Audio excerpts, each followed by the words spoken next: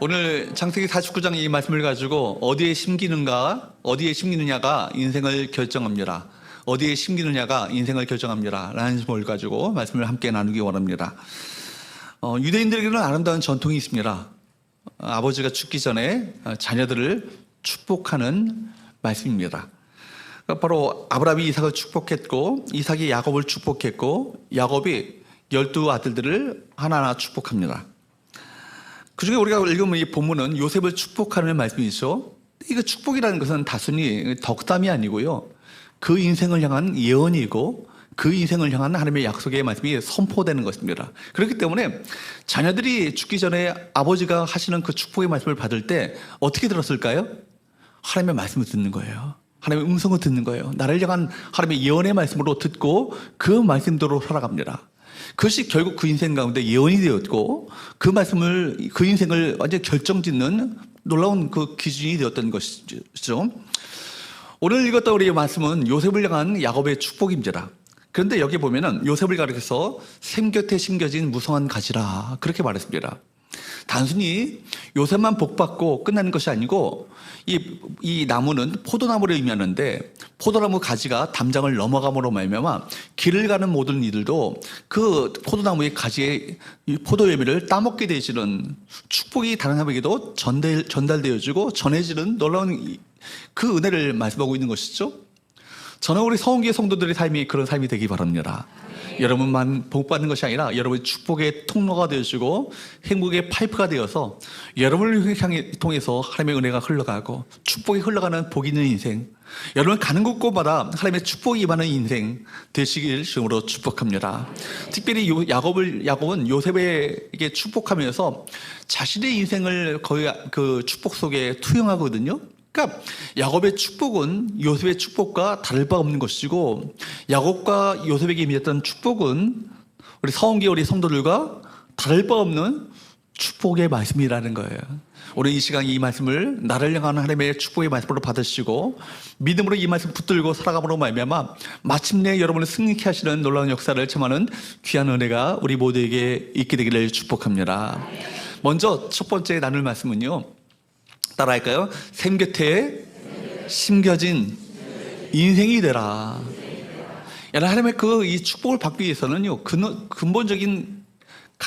근본적인 원인이 있습니다.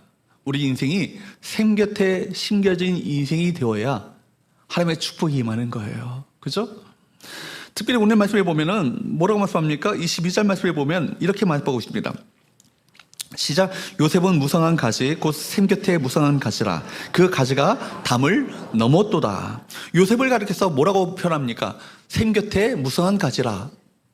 여러분 아시는 것처럼 팔레스타인, 이스라엘이 위치한 팔레스타인 이 지방은요, 가뭄이 오면 웬만한 나무는 다 죽습니다. 오직 어떤 나무만 살아남냐면 샘 곁에 심겨진 나무만 살아남게 되는 거예요. 평소에는 별 차이가 없죠. 그러나 가뭄이 오면 그 차이가 극명하게 달라지게 됩니다. 비가 오면 어디에나 물이 있을 것으로 생각하죠. 그러나 조금 있으면 다 사라져버립니다. 그렇기 때문에 어디에 심겨져야 합니까? 샘 곁에 심겨져야 하는 것입니다. 우리 삶도 마찬가지죠. 우리 인생 자체가 광야 같은 인생이고 어떻게 보면 고통의 바다를 건너가는 것처럼 보이는 우리 인생인데 광야 같은 인생 가운데 평소에는 그 차이가 없습니다. 그런데 결정적인 어려움, 위기가 오면 내가 어디에 있는가, 이것이 결국 그 차이를 만들어내는 건 아니겠습니까? 여러분 그 인생의 기준 어디 있어야 합니까? 샘 곁에 삶이 뿌리를 내려야 한다는 거예요. 그렇기 때문에 샘 곁에 있는 사람은요, 어려움이 올수록 진가를 발휘해야 합니다. 여러분 그 샘 곁은 어디일까요? 하나님의 은혜가 있는 곳이죠. 하나님의 은혜가 흐르는 곳입니다. 하나님의 생명의 강이 흐르는 곳입니다. 우리 영혼이 만족을 얻고 계속해서 은혜의 샘물을 공급받음으로 말미암아 영적으로 자라가게 되는 거예요. 그렇기 때문에 샘 곁에 심겨진 인생은 환경이 그를 어떻게 할 수 없습니다. 오히려 어려울수록 더 그 샘물로 뿌리를 내리게 되어지고 하나님을 찾게 되어지고 내 힘이 아니고 내 능력이 아니라 전능자의 하나님의 능력과 힘을 의지하는 삶을 살게 된다는 거예요. 여러분 샘 곁에 심겨져야 그 사람 전능자의 손길을 의지합니다. 샘 곁에 심겨져야 그 사람 덕도 하나님을 의지하고 하나님을 찾게 되어지며 은혜 없이 살 수 없는 존재임을 더 깨닫게 되는 거예요. 내 생명의 근원이 어디 있는가? 생명의 샘물 곁에 심겨져야 내가 살 수 있다는 것을 알기 때문에 그 사람은 덕도 하나님 앞에 가까이 나가게 되는 거 아니겠습니까? 요셉의 상황, 여러분 아시는 것처럼 굉장히 척박했잖아요. 그 인생이 내려가도 그렇게 끝없이 내려갈 수 있는가를 보여주는 것이 요셉의 인생이었습니다. 그럼에도 불구하고 그 영혼은 하나님의 은혜에 영혼의 좌표를 찍고 있었기 때문에 그 영혼이 그 하나님의 은혜의 샘물 곁에 있었기 때문에 끊임없이 그 은혜를 공급받음으로 말미암아 고난과 시련에도 그 영혼이 상처받지 않고 마음속에 한을 품지 않았으며 도리어 자신을 노예로 팔아버렸던 형제들을 용서하고 그들에게 축복을 나눠주는 축복의 통로가 되잖아요. 그렇게 할 수 있었던 원인이 어디 있습니까? 그가 샘 곁에 심겨진 인생이었기 때문입니다. 샘이라는 것은 계속 솟아나는 곳이죠. 웅덩이가 아니잖아요. 얼마 먹다가 이제는 바닥나는 웅덩이가 아니라 샘은요 계속 솟아나는 것입니다. 그렇기 때문에 우리 영혼이 날마다 은혜 안에 잠겨 있어야 하는 것이죠. 은혜 안에 잠겨 있어야 영혼이 그 은혜를 공급받게 되어지고 하나님의 생명을 공급받게 되어지고 이 세상을 이길 수 있는 힘과 능력을 공급받게 되는 거예요. 요셉의 예적 상황, 시련의 연속이었습니다. 그럼에도 불구하고 그 영혼은 결코 메마르지 않았죠. 보디발의 집에 노예로 팔려가는 그 순간 여러분 그 인생이 끝났다고 생각했습니다. 그런데 그 속에서도 하나님의 은혜가 있었잖아요. 그렇죠? 이제는 보디발의 아내의 누명을 써서 이제는 감옥까지 내려갑니다. 그 인생이 이제는 끝나버렸다 생각되었지만 그 속에서도 은혜가 있었습니다. 마침내 관원들의 꿈을 해몽함으로 말미암아 결국 애굽의 총리로 세워지는 놀라운 역사가 그 인생 가운데 나타나게 되었습니다.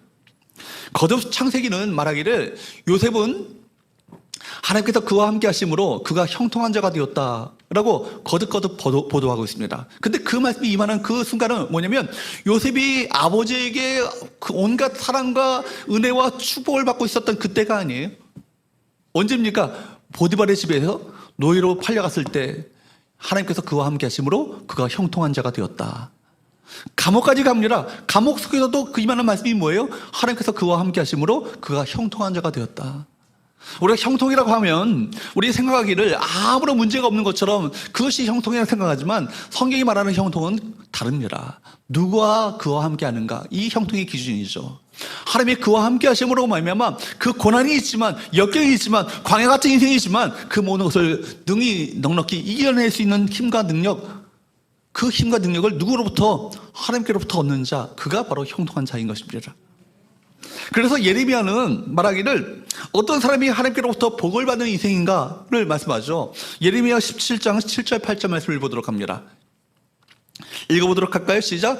그러나 무릇 여호와를 의지하며 여호와를 의뢰하는 그 사람은 복을 받을 것이라. 그는 물가에 심어진 나무가 그 뿌리를 강변에 뻗치고 더위가 올지라도 두려워하지 아니하며 그 입이 청청하여 가무는 해도 걱정이 없고 결실이 그치지 아니함 같으니라. 이 말씀 앞에 5절 6절에 어떤 말씀인지 아십니까? 제가 PPT는 안 써놨는데 여호와께서 이와 같이 말씀하시니라. 무릇 사람을 믿으며 육신으로 그의 힘을 삼고 마음이 여호와에게서 떠난 그 사람은 저주를 받을 것이라. 그 사람은 사막의 떨기나무와 같다. 그런 얘기를 합니다. 여러분, 자기 힘을 의지하는 사람, 사람을 의지하는 사람, 하나님을 의지하지 않고 어떤 인생의 어떤 백그라운드, 외적인 환경을 의지하는 사람, 그 사람은 오히려 저주를 받을 것이라 말씀합니다. 그러나 7절부터 나오는 말씀이 뭐예요? 여호와를 의지하는 자, 여호와를 의뢰하는 사람, 그 사람은 저주가 아니라 복을 받을 것이라 라고 말씀하면서 8절 말씀에 보면 뭐라고 합니까? 물가에 심어진 나무가 그 뿌리를 강변에 뻗치고 더위가 올지라도 두려워하지 아니하며 입이 청청하며 가무는 해도 걱정이 없고 결실이 그치지 아니하니라. 그 인생 가운데 더위가 오지 않는다는 얘기가 아니에요. 그 인생 가운데 가무는 해가 임하지 않는다는 얘기가 아니라 그럼에도 불구하고 그 뿌리가 어디에 뻗쳤기 때문에 물가에 강변에 샘 곁에 심겨진 나무가 되었기 때문에 끊임없이 하나님의 은혜를 공급받는 인생이 되어서 그 모든 환경을 깨치고 승리하는 인생이 된다는 얘기예요. 여러분, 그렇기 때문에 이 말씀은요 시편 1편 말씀과 일치하죠. 여러분 잘 아시는 시편 1편 1절부터 3절까지 말씀을 한번 보도록 합니다. 시작. 복 있는 사람은 오직 여호와의 율법을 즐거워하여 그의 율법을 주야로 묵상하는도다. 그런 시냇가에 심은 나무가 철을 따라 열매를 맺으며 그 잎사귀가 마르지 아니함 같으니 그가 하는 모든 일이 다 형통하리로다. 아멘. 지금 창세기 49장과 예레미야 17장과 시편 1편 이 공통점이 뭐예요? 그 나무가 샘 곁에 심겨졌다는 거예요. 샘 곁에 심겨짐으로 말미암아 은혜의 샘물을 끊임없이 공급받는 인생이 되었기 때문에 마침내 그 인생이 복받는 인생, 승리하는 인생, 하나님과 함께 하시는 형통한 인생이 되었다는 것을 말씀하고 있는 것입니다. 여러분, 시편 전체에 서론격을 하고 있는 시편 1편의 이 말씀은 뭘 말합니까? 말씀을 즐거워하며 여러분 여호와의 말씀을 주야로 묵상하는 자는 시냇가에 심겨진 나무와 같다라고 말씀합니다. 오늘 나는 어디에 뿌리를 내리고 있는가?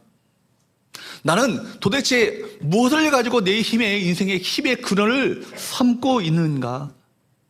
재물이 아니라는 얘기죠. 사람들의 칭찬과 평판이 아니라는 얘기입니다. 어떤 세상적인 어떤 성공이 아니라는 얘기예요. 뭐로 갑니까? 여러분, 말씀과 기도와 예배의 자리, 그를 통해서 끊임없이 하나님의 은혜를 공급받는 인생이 될 때만이 승리하는 인생이 되는 것이다 라고 성경은 우리에게 말씀하고 있습니다. 그런 사람은요, 활 쏘는 자들을 만나도 결코 이겨냅니다. 그 이길 수 있는 생명력은 어디 있기 때문에 샘 곁에 심겨졌기 때문에. 사랑하는 여러분, 우리가 심겨져야 샘 곁은 어디입니까? 말씀의 자리요, 예배의 자리요, 기도의 자리요, 은혜가 흐르는 그 자리 아니겠습니까? 그냥 겉모습은 중요하지 않아요. 내가 그 뿌리를 어디에 뿌리를 내리고 있는가? 보십시오. 샘은 겉으로 볼 때 보이지 않습니다. 그러나 끊임없이 솟아나오는 그 샘물이 있었기 때문에 그 물가가 생기고 그 물가 주변에 아름들이 정말 열매를 맺는 나무가 세워지게 되는 거예요. 여러분이 그런 가운데, 영혼의 그런 가운데 샘이 있습니까? 샘을 통해서 끊임없이 은혜를 공급받는 인생을 살고 있습니까?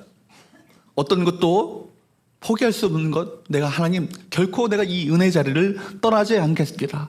이 은혜 자리를 끊임없이 이 자리를 사수하고 이 자리를 통해서 공급하시는 하나님의 은혜를 머금고 살아가는 복 있는 인생이 될 수 있도록 도와달라고 기도하시는 저와 여러분 되시기를 축복합니다. 두 번째로 따라할까요? 전능자를 힘입어 활을 놓지 말라. 전능자를 힘입어 활을 놓지 말라는 얘기예요. 23절 말씀을 보도록 할까요? 시작. 활 쏘는 자가 그를 학대하며 적개심을 가지고 그를 쏘았으나. 요셉의 인생을 여러분 보십시오. 외부로부터 끊임없이 공격받는 인생이었잖아요.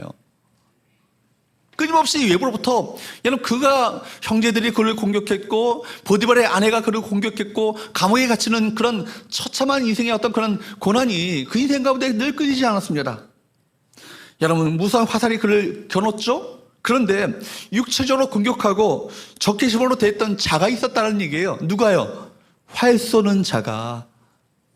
그러니까 요셉이 당했던 시련에 배후에 누가 있었는가를 우리에게 명확히 보여주고 있는 건 아니겠어요? 활 쏘는 자예요. 근데 이것은 지금 단순히 활을 쏘는 사람이 아니고 여기 원문을 보면은 활을 쏘는 궁사입니다. 궁사니까 전문가 아니겠어요? 그러니까 여러분, 요셉의 인생을 노리고 또한 이 자리에 예배하는 저와 여러분들 노리고 있는, 전문적으로 노리는 공격자가 있다는 얘기예요. 누굽니까요? 성경 말하기를 사탄 마귀라고 이야기하고 있습니다. 그렇기 때문에 사탄은요, 여러 가지 다양한 방법으로 다양한 전략과 전술을 가지고 우리에게 공격해 오죠. 전문가답게 우리에게 공격해 오는 전술은요, 기가 막히게 공격해 옵니다. 때로는 마귀가요, 나는 마귀다 하고 오는 게 아니라 광명한 천사처럼 다가오기도 해요. 우리 유혹하기도 하고 쓰러지게 만들기도 하고. 여러분 보십시오. 에베소서 6장 11절과 12절 말씀을 보면 그래서 우리에게 이렇게 말씀하고 있습니다. 읽어보도록 할까요? 시작. 마귀의 관계를 능히 대적하기 위하여 하나님의 전신갑주를 입으라. 우리 씨름은 혈과 육을 상대하는 것이 아니요 통치자들과 권세들과 이 어둠의 세상 주관자들과 하늘에 있는 악의 영들을 상대함이라. 통치자들, 권세들, 이 어둠의 세상 주관자들, 하늘에 있는 악의 영들은요, 사탄이 부리고 있는 영적인 조직들을 말하는 거예요. 그러니까 우리 싸움은요, 혈과 육의 싸움이 아니래요. 사람과의 싸움이 아니래요. 우리 싸움은요, 사람과 싸움을 벌이는 것이 아니라 영적인 어둠의 권세들과의 싸우는 영적 전쟁이라는 것을 말하고 있습니다. 이 영적 전쟁에서 승리하기 위해서 어떻게 해야 된다는 거예요? 11절에서 보면 이 싸움에 마귀의 관계를 마귀의 싸움에서 너희가 대적하여 승리하기 위해서는 뭐 해야 된다? 하나님의 전신갑주를, 하나님의 완전 부장을 해야 한다 얘기합니다. 사탄은 지금 우리를 향해서 끊임없이 불화살을 쏘아야 되잖아요. 쓰러지게 만들고 낭만케 하고 절망케 하며 두렵게 만들고 믿음에서 떠나도록 만드는 불화살을 쏘아야 될 때 우리가 어떻게 해야 합니까? 믿음의 방패를 들어야 되잖아요. 믿음의 방패를 들으셔서 그 불화살을 막아내셔야 되잖아요. 말씀의 검을 가지고 공격해야 되잖아요. 그렇죠? 이것이 하나님의 전신갑주 아니겠어요? 여기 마귀의 관계들하고 이야기하고 있습니다. 히라보로 메소데이아란 말입니다. 이 말 자체는요, 메소드라는 말이 거기서 나온 말이에요. 그러니까 방법들, 수단들이라는 얘기죠. 그것도 복수입니다. 요번에 보면 복수로 돼 있어요. 마귀는 한 가지 방법을 가지고 우리 공격해 오시잖아요. 여러 가지 수단과 방법들, 온갖 수단을 다 동원해서 여러분의 믿음을 떨어뜨리게 만들고 절망케 하고 낙심케 하며 하나님과의 관계에서 멀어지게 만드는 그런 수작을 벌인다는 얘기예요. 그렇기 때문에 마귀는 특별히 여러분, 마귀라는 말 자체가 원문을 보면요, 디아볼로스입니다. 디아볼로스. 디아볼로스라는 디아라는 말은 between, 뭐뭐 사이라는 얘기고, 볼로스라는 것은 던진다는 거예요.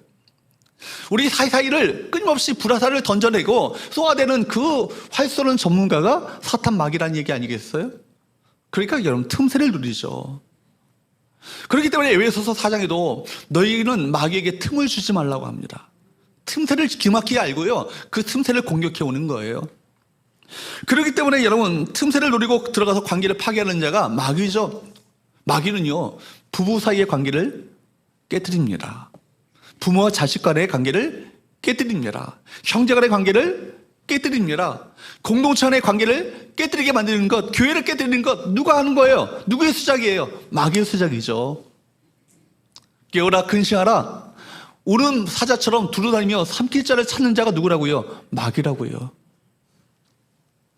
그렇기 때문에 여러분 보십시오. 요셉의 인생을 한번 비추어 봅시다. 반추해 봅시다. 요셉의 인생 가운데 형제들을 충동질했지만 형제들이 충동질하는 것이 스스로가 한 것이 아니라 그 배후에 누가 역사한 거예요? 마귀가 역사한 것이죠. 보디발의 아내가요, 아주 요염하게 요셉을 유혹해요. 누가 역사하는 것이죠? 마귀가 역사하는 것이죠. 누명을 씌워요. 누가 역사한 거죠? 마귀가 한 것이죠. 감옥 속에 들어갔는데 관원들의 어떤 그런 꿈을 기가 막히게 해몽했잖아요. 근데 새카맣게 잊어먹게 만든 것 누가 한 것이죠? 마귀가 한 것이죠. 그러니까 여러분 이런 다양한 전략과 방법들 배후에는요, 사탄이 있는 거예요. 그래서 요셉으로 하여금 사람에 대한 실망과 좌절을 경험하도록 그렇게 이끌었던 것이죠. 문제는 사람이 아니라 모든 상황을 이용하여서 다툼을 일으키고 화해를 방해하며 관계를 파괴하는 어둠의 권세가 문제 아니겠어요? 이 세력이 오늘도 우리를 향해서 화해 시위를 당기고 있습니다. 그렇기 때문에 여러분들 우리가 하나님의 전신갑주, 하나님의 완전 무장을 하는 것이 굉장히 중요해요. 우리 인생이 순풍에 돋다는 것처럼 그렇게 편안하게 흘러가는 인생이 아니거든요. 누구나 그런 인생을 꿈꾸죠. 문제없는 인생, 편안한 인생. 그러나 여러분 그 인생이 꼭 복된 것만은 아닌 거예요. 오히려 여러분 마귀의 공격을 이용하셔서 하나님께서는 우리 영혼을 단련시키시고 연단시키십니다. 정금 같은 믿음의 사람으로 세워나가시는 놀라운 역사를 도리어 나타내 보이시는 거예요. 여러분 장애물과 복병이 생기고 힘들게 하는 사람들, 우리 믿음을 흔들어 놓는 사람들 많이 생길 거예요. 여러분 인생을 살아가면서 그 배후에 누가 있다고요? 사탄 마귀가 있다라는 거예요. 여기서 요셉에게서 우리가 주목할 것은요, 그렇게 활 쏘는 자가 활을 시위를 당기고 불화살을 계속 쏘아댔는데 요셉이 난 틀렸어 하면서 활을 놓았다고요? 놓지 않았다고요. 오히려 그 활을 붙잡고 있었던 요셉의 팔은 도리어 굳셌다고 말하고 있습니다. 그죠? 이것이 중요한 건 아니겠어요? 여러분 신자는요, 믿음의 사람은 활을 놓지 말아야 합니다. 더 굳건하게 그 활을 붙들어야 합니다. 그리고 어려움이 있다고 해서 믿음을 포기하지 말고 더욱더 하나님께 가까이 나가야 하는 것이고 샘 곁에 뿌리를 더욱더 깊이 있게 더 내리셔야 되는 거예요. 그래야 이 모든 상황을 이기고 승리하는 비결이 되는 건 아니겠어요? 처음에는 요셉을 겨누는 활들이 무수히 날아오고 요셉이 그래서 이렇게 활에 맞아서 화살에 맞아서 죽을 것 같았는데 도리어 반전이 일어나는 거예요. 이유가 뭐죠? 요셉의 팔을 붙드는 뭔가가 있었다는 거예요. 보기에는 활을 요셉의 팔이 붙들고 있는데 누구의 팔이 겹쳐 보여요? 뭔가가 붙들고 있어요. 누구의 팔일까요? 전능자 하나님의 팔이죠. 요셉은요, 자신의 팔을 주님의 팔에 포기했어요.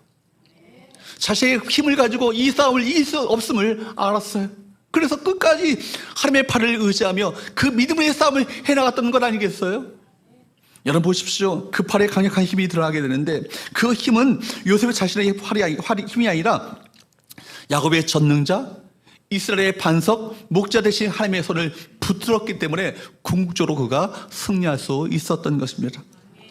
여러분 그 팔을 자세히 보니까 요셉의 팔을 강력하게 붙드는 그 손이 있어요. 그 요셉의 자신의 팔을 그 전능자 하나님의 팔에 포기하면서 그분의 팔을 끝까지 의지하는 그 힘이 그에게 있었던 것이죠. 여러분 요셉이 의지했던 전능자의 팔은 어떤 팔입니까?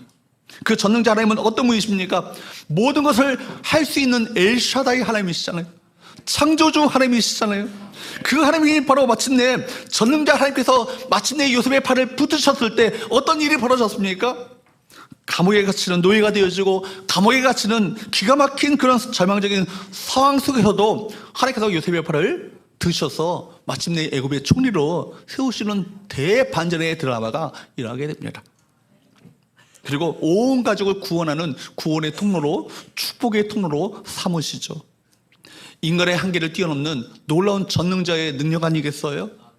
상상할 수 없는 일이 벌어진 거예요. 그러니까 전능자 하나님이 하시면요, 우리가 상상할 수 없었던 믿음의 세계의 놀라운 일들이 우리 가운데 얼마든지 벌어질 수 있어요.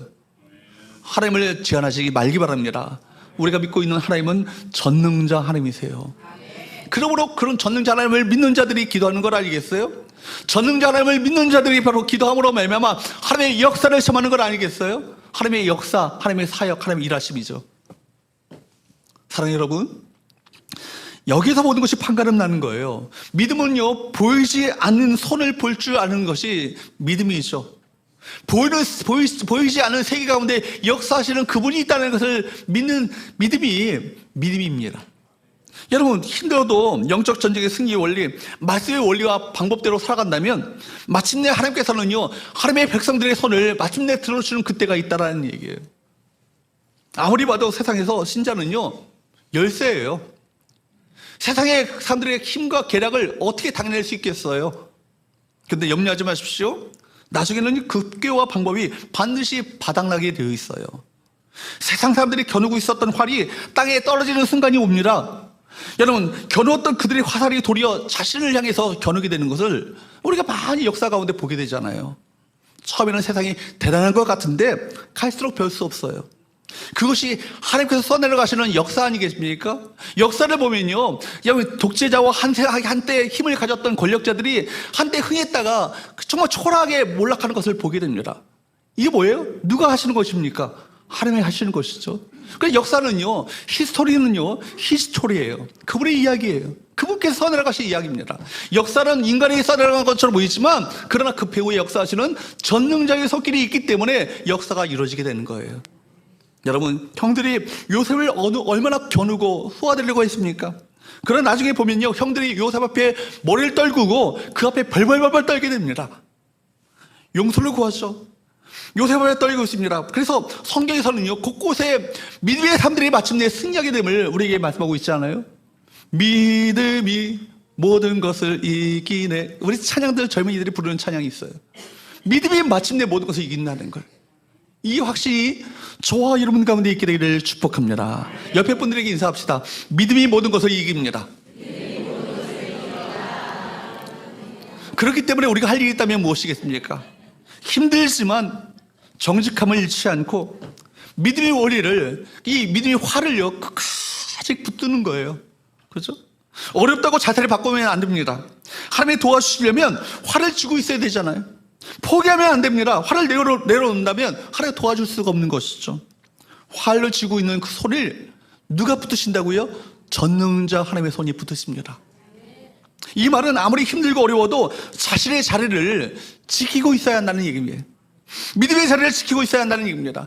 은혜의 자리를 사서해야 한다는 얘기를 말하고 있는 거예요. 내 갈 일을 내가 다 한다면, 힘들고 어렵지만 때가 된다면, 그 길을 걸어간다면 반드시 하나님이 도우시는 날이 반드시 내게 있게 될 것이다.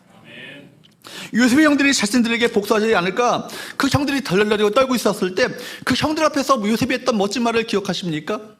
여러분, 창세기 50장 19절 20절 말씀을 한번 보세요. 뭐라고 말합니까? 시작. 요셉이 그들에게 이르되 두려워하지 마소서, 내가 하나님을 대신하리이까. 당신들은 나를 헤아려 하였으나 하나님은 그것을 선으로 바꾸사 오늘과 같이 많은 백성의 생명을 구원하게 하시려 하셨나니. 여기 보면요, 요셉이 뭐라고 말해요? 당신들은 나를 헤아려 했지만 당신들을 통해서 활 쏘는 자가 활씨를 당겨서 불화살을 쏘아댔지만 하나님이 도리어 그것을 뭘로 바꾸셨다고요? 선으로 바꾸셨다. 이게 믿음의 관점이에요. 사탄이 여러분을 시험해요. 온갖 계략을 통해서 넘어지려고 합니다. 그러나 하나님의 놀라운 역사는요, 그 시험까지도 하나님의 크신 역사하심으로 바꾸셔서 마침내 여러분들에게 믿음을 연단케 하시고, 그래서 준비하게 하심으로 말미암아 그 축복의 그릇 가운데 하나님의 놀라운 축복과 은혜를 담아주신다는 거예요. 이것이 하나님의 섭리죠. 여러분의 인생 가운데 놓여진 모든 단면들은요, 결코 여러분을 망하게 하는 것이 아니에요. 여러분 단련케 하고 연단케 하고, 심지어 여러분들을 힘들게 하는 그 사람, 여러분의 그 성품을 훈련케 하시는 하나님의 교관입니다. 그죠? 이 모든 것을 결국 합하셔서 결국 하나님의 놀라운 선을 이뤄가시는 놀라운 역사를 우리 삶 가운데 베푸시는 거예요. 여러분, 형들은요, 나를 죽이려 했고 노예로 팔았지만 하나님은 그것을 모든 것들을, 악한 것들을 다 선으로 바꾸셨다라고 고백합니다. 적어도 요셉에게 있어서 하나님은 어떤 하나님이세요? 전화위복의 하나님이세요. 화를 바꾸셔서 복으로 바꾸시는 하나님. 그 하나님이 저와 여러분의 하나님이심을 믿으십니까? 여러분, 이것을 믿으셔야 돼요. 그렇기 때문에 우리가 하나님 안에 있기만 한다면, 우리가 하나님의 자녀요, 하나님의 사람이라는 이 정체성을 끝까지 우리가 붙들고 확실하고 살아간다면 그 삶 가운데 베푸시는 그 결과는요, 뻔합니다. 어떤 일을 베푸실까요? 선을 베푸실 거예요. 그러므로 우리에게 주어진 한순간 한순간 주어지는 모든 환경들은요, 내게 허락하신 메시임을 고백하셔야 되는 거예요. 여러분, 이 모든 것을 합력하여 결국 가장 좋은 것을 이루실 것이기 때문에, 그런 자들이 여러분 고난의 환경 가운데 있다 할지라도 감사할 수 있는 거예요. 하나님을 찬양하며 하나님을 신뢰함으로 찬양할 수 있는 것 아니겠습니까? 그래서 여러분, 하나님의 그 허락하심은 최선인 것입니다. 그래서 요셉은 이렇게 고백하는 거예요. 하나님은 그것을 선으로 바꾸셨습니다. 사랑하는 여러분, 요셉이 하나님의 도우심을 입을 수 있었던 이유, 그가 마침내 승리할 수 있었던 이유, 그 활에 힘이 있었던 이유는 요셉 자신의 힘 때문이 아니었습니다.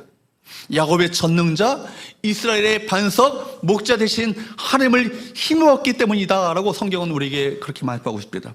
이것이 신자의 비밀이죠. 신자의 비밀이에요. 무력한 신자가, 무력한 그리스도인들이 세상을 이길 수 있는 힘이, 근원이 어디로부터 나오는가?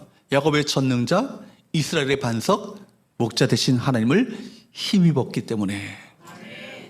세상은요, 처음엔 강해 보이지만 결국 다 꺾입니다. 요셉을 겨눴던 모든 활들 다 부러지고 요셉은 형제를 용서하고 생명을 살리는 자로 우뚝 세워지게 되잖아요. 그러므로 여러분, 신자는요, 지구력을 가진 사람이에요. 영적 지구력을 가지고 포기하지 말고 끝까지 믿음의 길을 걸어가야 합니다. 믿음의 길 끝에는 무엇이 있어요? 하나님의 놀라운 승리의 월계관이 우리 가운데 있는 거예요. 활을 들고 끝까지 믿음의 길을 걸어 경주하시는 저와 여러분 되시기를 축복합니다. 활을 들고 영적 전쟁에서 포기하지 마시고 뒤로 물러서지 마시고 믿음의 싸움을 해나가시는 저와 여러분 되시기를 축복합니다. 마침내 여러분들을 승리케 하여 주실 것입니다. 세 번째, 마지막으로 따라할까요? 전능자, 반석이요, 목자이신 하나님을 힘입으라. 여러분, 하나님을 가리켜서 야곱이 표현하는 이 표현들을 한번 보세요. 하나님은 전능자시래요. 하나님은 반석이시래요. 하나님 목자가 되신대요. 49장 24절부터 25절, 26절까지 말씀을 한번 보도록 할까요? 시작. 이는 야곱의 전능자, 이스라엘의 반석이신 목자의 손을 힘입음이라. 내 아버지 하나님께로 말미암나니 그가 너를 도우실 것이요 전능자로 말미암나니 그가 내게 복을 주실 것이라. 내 아버지의 축복이 내 선조의 축복보다 나아서 영원한 산이 하나 없음 같이 이 축복이 요셉의 머리로 돌아오며 그 형제 중 뛰어난 자의 정수리로 돌아오리로다. 24절 말씀에 보면 하나님에 대해서 야곱이 소개하는데 뭐라고 합니까? 야곱의 전능자래요. 또 25절 말씀에 보면 뭐라고 합니까? 야곱이 내 아버지의 하나님이라고 말합니다. 또 26절 말씀에 보면 내 아버지의 축복이, 야곱의 하나님이 강조되고 있죠. 이렇게 하나하나 축복하면서 야곱은 자신의 인생 가운데 놀랍게 기가 막힌 그 환경 속에서 역사하셨고 인도하셨고 이끌어내셨고 만나주셨고 그에게 위로하셨고 힘을 주셨고 그를 세우셨던 하나님의 놀라운 역사를 주마등같이 그 생각들이 스쳐 지나갔을 것입니다. 아마 감격하며 있을 거예요. 울먹이면서 축복했을 거예요. 내 인생 가운데 함께 하셨던 그 하나님이 내 인생 가운데서 동일하게 이렇게 역사하실 것을 내가 믿는다. 그죠? 동일하게 우리에게 말씀하시는 말씀 아니겠어요? 야곱이 요셉을 축복하는데 야곱의 아들 가운데 축복의 유언 가운데서 유일하게 요셉에게 하는 축복에만 야곱의 이름이 등장하고요. 하나님을 가리켜서 뭐라고 합니까? 야곱의 하나님이라고 그렇게 말하고 있습니다. 그 이유가 뭘까요? 요셉에게 임했던 하나님의 축복은 다름 아닌 야곱의 하나님으로부터 비롯되어지는 축복이다. 이 사실을 일깨워주는 거예요. 여러분, 야곱의 하나님 아시는 것처럼 어떤 하나님입니까? 우리가 아는 것처럼 야곱은요, 문제 많은 인생이에요. 참 문제투성입니다.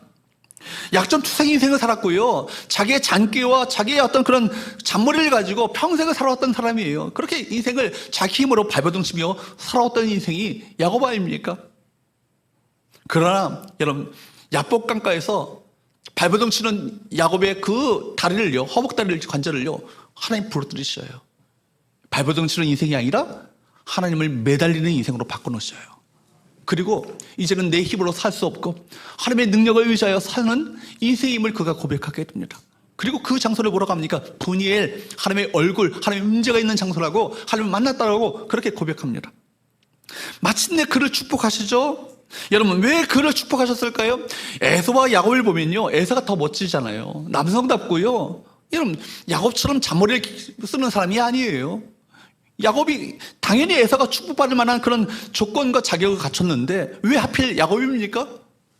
누가 하고자 하셨기 때문에, 하나님이 하고자 하셨기 때문입니다. 여러분, 그를 축복하기를 하나님께서 결정하셨기 때문에 축복하시는 거예요. 이게 뭡니까? 하나님의 주권적인 역사, 주권적인 은혜 아니겠어요? 하나님께서 축복하시기로 결정한 사람에게 문제가 있다면요, 그 문제를 고쳐서라도 그를 반드시 축복하고 마십니다. 그게 하나님의 마음이죠. 하나님은 전혀 소망 없는 백성들에게 백성이라 할지라도 하나님의 백성 삼으시고 구원하시고 축복하시는 하나님의 놀라운 역사를 베푸십니다. 중요한 것은 뭐예요? 하나님의 마음이죠. 하나님께서 그렇게 하시기로 결정하셨기 때문에 그 은혜가 임하게 되는 거예요. 여러분, 우리가 하나님 앞에서 구원받을 만한 조건과 자격과 뭔가 성품을 갖췄기 때문에 구원받았습니까? 축복받은 인생이에요? 그렇다고 생각한다면 오해예요. 여러분, 하나님 앞에 온전하고 축복받을 만한 자격 있는 사람은요, 1도 없어요. 한 명도 없어요. 다 50보 100보예요. 그놈이 그놈이에요. 니은입니다. 여러분, 보십시오. 우리가 세상 사람들보다 괜찮아서 구원받은 게 아니잖아요. 세상 사람들 보면요, 더 멋져 보이고 훌륭하고 훌륭한 성품을 갖고 있고 매너 있고 아주 세련된 사람들이 많아요. 그런데 예수 믿는 사람 중에서도요, 까칠한 사람은 참 많아요. 근데 하나님께서 구원하고자 하시면 까칠해도 구원받습니다. 그죠? 누구의 역사예요? 하나님의 주권적인 역사 아니에요? 그러니까 자격 때문에, 우리가 조건 때문에 구원받은 것이 아니라는 거예요. 인간적으로 보면, 인간적인 관점에서 보면 이해가 되지 않죠? 이해가 되지 않으니까 은혜 아니겠어요? 하나님께서 그렇게 하신 것입니다. 중요한 것은 하나님의 긍휼이 그에게 임했기 때문에 구원받은 것 아니겠어요? 이 은혜가 도대체 어떻게 나에게 임하게 됐는가 생각할수록 은혜 아니겠어요? 하나님의 은혜로 있을 데 없는 자 왜 구속하여 주는지 난 알 수 없도다. 도대체 나 같은 것이 무엇이길래, 나 같은 게 무엇이길래 나를 구원하셨는가? 여러분 잘 아시는 어메이징 그레이스 찬송가 305장 찬양 보면은 그 찬양 보면은 놀라운 하나님의 은혜 아니에요? 그죠? 그 찬양을 지은 사람이 누구예요? 존 뉴턴입니다. 노예 상인이었어요. 수없는 노예들을 죽였고 잡아 죽였고 학살하며 죽였다 팔아넘겼던 그 기가 막힌 죄인이었던 존 뉴턴이 주님 만나게 되시고 나 같은 죄인 살리신 그 은혜에 놀라와 그런 찬양을 짓게 된 거예요. 하나님께서 도대체 우리를 사랑하시고 왜 예뻐하시는지, 우리 구원하시는지, 우리로 하여금 왜 은혜 받게 하시는지 설명이 안 돼요. 설명이 안 되니까 뭐예요? 은혜예요. 중요한 것은 하나님의 은혜입니다. 은혜는요 말로 설명할 수 없는 거예요. 야곱의 인생처럼 무엇인가 안 되고 일이 꼬여서 여러분 힘들게 살아가는 분이 계셔요? 하나님보다 어렵습니까? 내가 하나님의 자녀이고 하나님의 백성이며 내가 하나님의 속한 자임을, 이 정체성을 확신하고 산다면, 믿음의 길을 끝까지 걸어간다면 마침내 그 손을 하나님께서 들어주실 거예요. 이것을 하나님의 섭리를 믿는 자들의 믿음의 삶 아니겠어요? 그래서 본문을 뭐라고 말합니까? 24절 하반절 말씀을 다시 한번 보십시오. 24절 하반절 말씀을 보도록 합니다. 시작. 이는 야곱의 전능자 이스라엘의 반석인 목자의 손을 힘입어 보니라. 야곱의 인생 가운데 함께 하셨던 그 손이 동일하게 요셉의 인생 가운데 함께 하신다는 거예요. 그 손은 다름이 아닌 야곱의 전능자 이스라엘의 반석 목자라는 거예요. 그 아버지께서 동일하게 너에게도 도우실 것이다. 아버지에게 함께 하셨던 그 손이 동일하게 너에게도 도우실 것이다. 야곱과 요셉의 인생 가운데 도우셨던 그 손이 동일하게 성교회 우리 성도들에게도 도우실 것이다. 이게 바로 이 믿음이죠. 야곱의 인생 가운데 있을 수 없는 일들이 계속해서 벌어집니다. 야곱의 전능자가 함께 하셨기 때문 아니겠어요? 엘샤다이 전능자 하나님께서 함께 하셨기 때문에 있을 수 없는 일이, 벌어질 수 없는 일이, 도저히 가능성 없었던 일이 벌어지게 되는 거예요. 설명이 안 되죠. 누가 함께 하셨기 때문에? 전능자가 함께 하셨기 때문에. 반석은 어떤 의미예요? 반석이라는 것은 하나님의 불변성, 미쁘심, 신실함을 상징하는 단어입니다. 천년이 있었던 반석, 지금도 있습니다. 앞으로 천년 후에도 그 반석은 있을 거예요. 하나님이 함께 나에게 축복하시고 떠나버리는 것처럼 보이지만 그렇지 않다라는 거예요. 처음부터 마지막까지 우리와 함께 하시는 신실하신 하나님의 손길이, 은혜의 손길이 우리와 함께 하신다. 또 뭐라고 합니까? 하나님을 목자라고요. 우리 인도에 가시는, 끝까지 우리를 인도하시는 그 목자 되신 하나님, 그 하나님의 그 다윗의 인생을 한번 보십시오. 다윗의 인생 가운데 수없이 위기와 고난을 만나잖아요. 사망의 음침한 골짜기를 다니는 순간이 있었고, 원수들의 목전 앞에서, 눈앞에서 위험천만한 일들이 벌어지는 순간을 맞이했습니다. 그런데 그가 그 속에서 그가 고백했던 고백은 뭐예요? 시편 23편 1절 말씀이죠. 여호와는 나의 목자시니 방송실, 여호와는 다시 한번요. 여호와는 나의 목자시니 내게 부족함이 없으리로다. 그리고 6절 말씀에 보면 뭐라고 고백해요? 내 평생의 선하심과 인자하심이 반드시 나를 따르리니 내가 여호와의 집에 영원히 살리로다. 누구의 선하심이에요? 하나님의 선하심이죠. 참 좋으신 하나님 아버지, 그 아버지의 선하심, 또한 인자하심, 누구의 인자하심이에요? 하나님의 그 사랑을 말하는 거예요. 영원한 사랑. 반드시 그것이 나를 쫓아온다는 거예요. 추격해온다는, 따른다는 것은 추격하는 것을 말하는 거예요. 끊임없이 우리를 쫓아온다는 거예요. 아무리 뗄래야 뗄 수 없는 그런 관계로 끊임없이 나를 추격해온다. 이것이 뭐예요? 바로 다윗의 고백 아니에요. 여러분, 다윗의 인생 가운데, 또한 야곱의 인생 가운데 하나님의 축복은 저 멀리 멀어져 간 것처럼 보이는 순간 속에서도 야곱을 빚어가셨고 다윗을 빚어가셨어요. 요셉을 빚어가셨어요. 하나님의 선하심과 인자하심으로 늘 함께 하심으로 말미암아 하나님의 사람다운 사람들로 세워나가셨다는 것입니다. 여러분, 야곱의 인생을 추적해 보면요, 결론은 하나예요. 뭐밖에 없습니까? 하나님의 은혜죠. 그죠? 우리 인생 결론 역시 뭡니까? 하나님의 은혜입니다. 우리의 불쌍히 여기시는 그 은혜가 있었기 때문에 오늘 이 자리에 우리가 모두가 있는 것 아니겠어요? 우리가 잘나서 하나님께로부터 은혜와 사랑을 입는 것이 아니에요. 우리를 은혜로 베푸시고 불쌍히 여기셔서 구원하시고 하나님의 자녀로 삼으셨습니다. 그러므로 하나님께서 우리 삶을 통해서 하나님의 영광을 나타내 보이실 것입니다. 우리가 잘못되면 어떻게 될까요? 하나님의 영광 가리시잖아요. 그래서 하나님께서 은혜의 손길로 우리를 붙들어 주시는 것입니다. 말씀을 맺겠습니다. 우리 인생, 우리 인생의 진정한 성공과 진정한 축복의 관건은 다른 것에 있지 않아요. 내가 어디에 영혼의 좌표를 내가 삼고 있는가? 어디에 내 인생의 뿌리를, 영혼의 뿌리를 내리고 있는가? 어디여야 합니까? 샘 곁에 해야 합니다. 샘 곁에 있어야 전능자의 손이 여러분 붙드시고 반석 대신 하나님의 놀라심 신실하심의 은혜가 여러분 가운데 부어지게 될 것이며, 목자 대신 하나님께서 영원토록 여러분들이 인도하시는 그 은혜를 베풀어 주시는 거예요. 하나님, 내가 샘 곁을 떠나지 않겠습니다. 샘 곁에 심겨진 인생 되겠습니다. 고난이 오고 역경이 오고 어려움이 찾아와도 내가 영혼의 뿌리를 더욱더 견고하게 주님께 내림으로 말미암아 흔들림 없이 믿음의 길을 걸어가기 원합니다. 나를 붙들어 주옵소서 라고 고백하시는 저와 여러분 되시기를 주님으로 축복합니다.